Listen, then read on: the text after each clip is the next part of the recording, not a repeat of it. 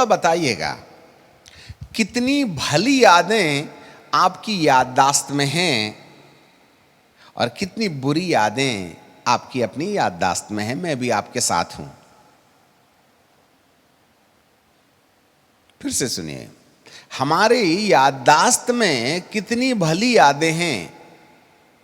जिस किसी ने तुम्हारे लिए उपकार किया था, उस उपकार की कितनी कहानी आपको याद है, और जिसने आपके साथ बदतमीजी किया था, उसकी कितनी कहानी तुम्हारी याद में है।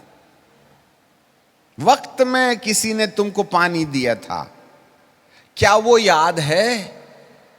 किसी ने सभा में तुम्हारी बेइज्जती किया था, क्या उसको तुम भुला पाए?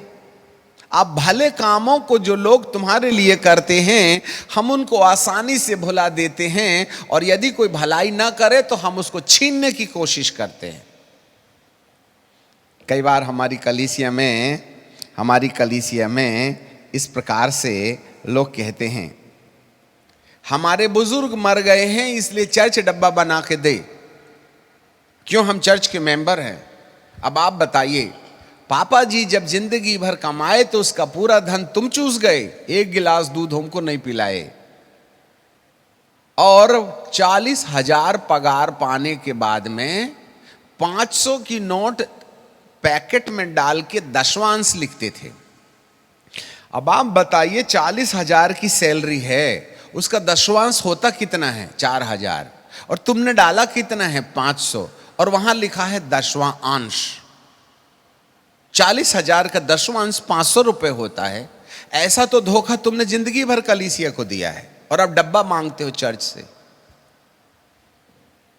जिंदगी भर ईमानदार नहीं रहे दसवें हिस्से के लिए, और परमेश्वर के दास तुम्हें सुसमाचार सुनाते रहे, वो पुरानी खटारा साइकिल लेके चलते रहे और तुम मर्सिडीज में घूम रहे हो। देख लीजिएगा पास्टर की कार और तुम्हारी कार में कितना अंतर है। वो तुम्हारे लिए दुआ कर रहा है, और तुम 500 लिफाफे में डाल के कह रहे हो दसवां अंश, जैसे खुदा बाप को कैलकुलेटर नहीं है, उसके दिमाग में गिनती नहीं है कि 40,000 पगार का दसवां अंश 500 रुपए नहीं होता। तुम मुझे लूटते हो 10वें हिस्से में, और आज कफन बॉक्स मांगते हो। तुम चर्च के ऊपर एहसान करते हैं। आप चर्च आकर के देखो, पास्टर साहब मिलने नहीं आए, तो क्या तुमने चंदे में खरीद लिया था उनको? नहीं आए तो गोली मारने तैयार हो आप। आज कलीसिया दावा करती है हमको चर्च आकर के फल फूल दवाई वगैरह देना चाहिए। अरे जो गरीब है उसके लिए ठीक है। सच्चे वे हमारे अवचेतन में कितनी बातें पाई जाती हैं, कितनी कंप्लेंट हैं सबकॉन्शियस माइंड में, कितनी बैड मेमोरीज है, नेगेटिविटी हमारे मन के अंदर पाई जाती है। उस नेगेटिविटी के बारे में पवित्र आत्मा ने आपके मन के अवचेतन में सफाई वगैरह किया क्या? यशायाह की किताब उसके 43वें अध्याय के 25वें पद में बाइबल क्या कहती है? Book of Isaiah chapter 43 and verse 25 है, मैं अपने नाम के नियमित तुम्हारे सारे अपराधों को मिटा दूंगा और उसे फिर कभी याद नहीं करूंगा। यशायाह 43 अध्याय 25 पद तत्काल लिख लिया करे। मैं अपने नाम के नियमित तुम्हारे सारे अपराधों को मिटा दूंगा और उसे दोबारा याद नहीं करूंगा। I will no more remember your सिन।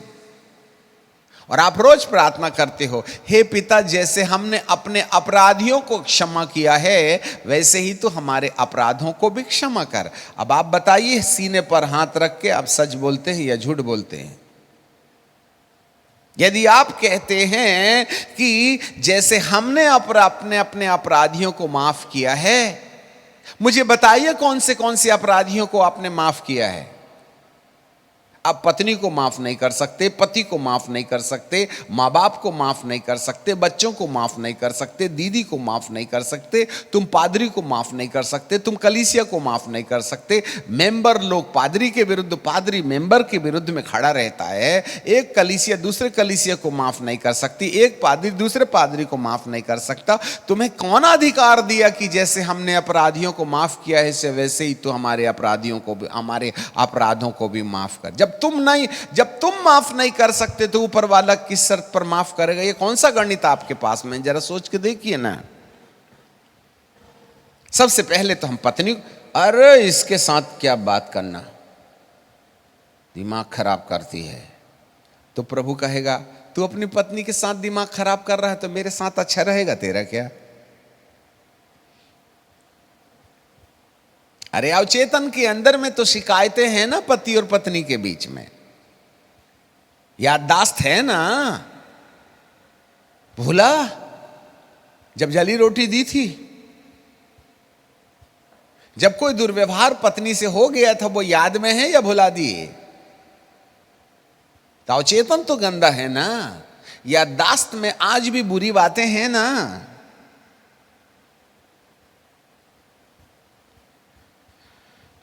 कैसे रहिएगा अदन के बाग के अंदर?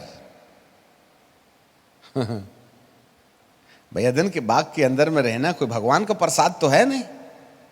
आ जाइए, रह लीजिए, बिल्ली का कट्टा भी ले आइए और सुनो तमाकू की डबिया भी ले आना, वक्त में टाइम पास करने के लिए मसलिया करे। आज चर्च डेंजर जोन में खड़ा हुआ है। मेरे ज्ञान के न होने से मेरी प्रजा नाश हो रही है। आदम को अदन के बगीचे के अंदर रहने के वक्त कौन सी क्वालिटी चाहिए? जिस दिन एक व्यक्ति को समझ में आ जाएगा उस व्यक्ति को अनंत जीवन में प्रवेश करने के लिए किस किस क्वालिटी को मेंटेन करना पड़ेगा, ये बात का रहस्य उसके जीवन के अंदर आ जाएगा। विश्वास से अनंत जीवन नहीं मिलता। बाइबल की एक पद मुझे बता देना, वो तो क्षमा का रास्ता है। वो चूने की लाइन है जमीन पे कि यहां हमें नींव खोदनी है, वो बंगला नहीं है।